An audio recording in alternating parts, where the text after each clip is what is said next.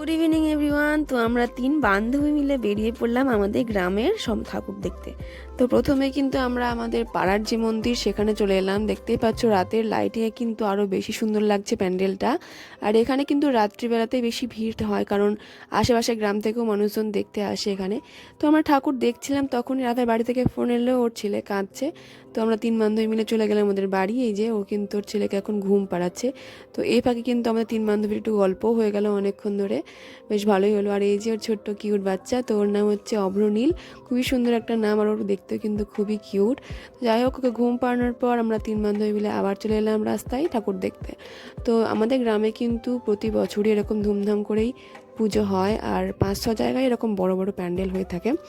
গত 2 বছরে কিন্তু এরকম প্যান্ডেল হয়নি, মানে কিছু কারণে হয়তো বন্ধ ছিল, কিন্তু এবছর প্রতিটা জায়গাতেই এরকম বড় বড় প্যান্ডেল হয়েছে, যার জন্য কিন্তু আরও বেশি জাঁকজমক লাগছে, খুব ভালো লাগছে দেখতে। আর এই যে এই পাড়াতে একটা বড় পুকুর রয়েছে, তো এই পুকুরের চারিদিকে কিন্তু খুব সুন্দর করে লাইটিং করা হয়, যার জন্য কিন্তু আরও বেশি সুন্দর লাগে, তোমরা দেখতেই পাচ্ছ এখানে।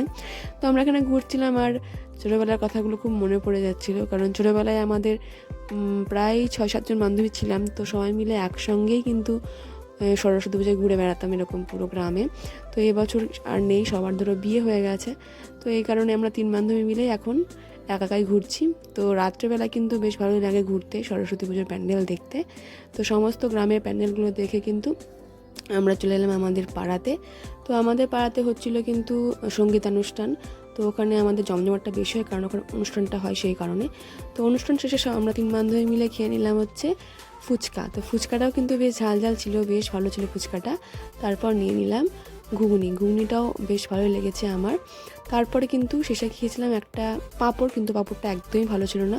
তো ভিডিওটা আমি এখানে শেষ করছি। তোমাদের কেমন লাগলো অবশ্যই কমেন্ট করে জানিও। দেখা হচ্ছে পরের ভিডিও।